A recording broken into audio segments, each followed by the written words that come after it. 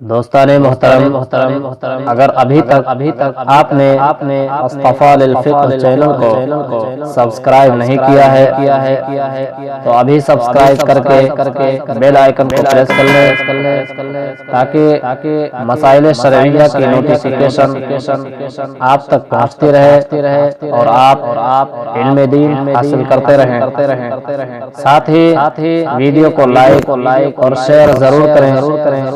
جزاک اللہ خیرا۔ السلام علیکم ورحمۃ اللہ وبرکاتہ۔ ناظرین کرام، یہاں تک تو ہمارا سبق ہو چکا ہے، چلیے اب اگلا سبق شروع کرتے ہیں۔ اعوذ باللہ من الشیطان الرجیم، بسم اللہ الرحمن الرحیم۔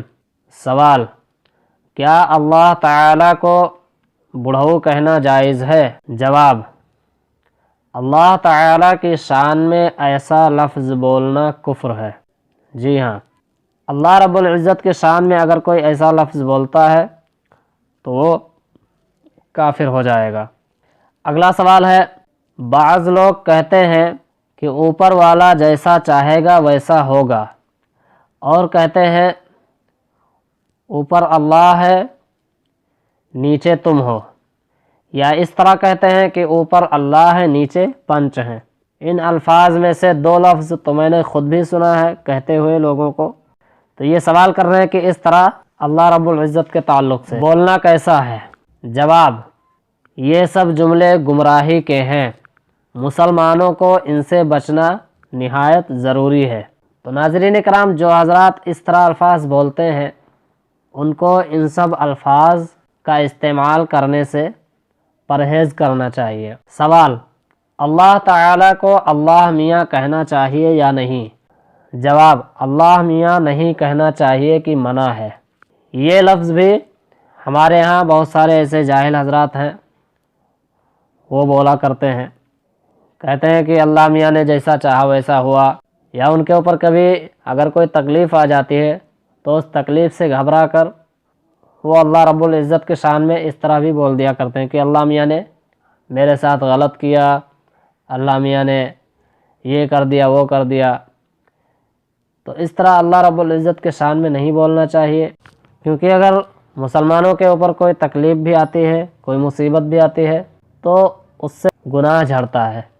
بس یہ جتنے بھی الفاظ بتائے گئے ہیں ان الفاظ کو اللہ رب العزت کے شان میں استعمال نہیں کرنا چاہیے، بلکہ اگر اللہ تبارک و تعالی کی بارگاہ میں کوئی فریاد کرنا ہو تو اللہ تعالی کو یوں کہنا چاہیے: یا اللہ پاک، یا اللہ تعالی، یا میرے پروردگار عالم، یا خدا۔ اگر ہمارے اوپر کوئی مصیبت یا تکلیف آ جاتی ہے اور ہم اس سے پریشان ہیں تو اللہ رب العزت کی بارگاہ میں اس طرح میں دعا کرنا چاہیے کہ یا اللہ تعالی مجھے اس بیماری سے شفائے کاملہ عاجلہ عطا فرما، اس بیماری سے چھٹکارا عطا فرما۔ اب اگر کوئی اس طرح نہیں بول سکتا ہے تو اپنے بھاشا میں اس طرح بھی بول سکتا ہے: یا اللہ تعالی ہمیں یہ بیماری سے چھٹکارا دے دو۔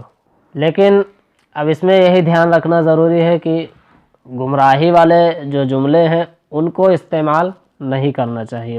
آج کے سبق کے ساتھ ساتھ آج کا جو درس نمبر 1 میں نے ڈالا تھا وہ بھی یہیں پر ختم ہوتا ہے۔ اگلا سبق جو آئے گا وہ فرشتے کے بیان میں ہوگا۔ جزاک اللہ خیرا۔ السلام علیکم ورحمۃ اللہ وبرکاتہ۔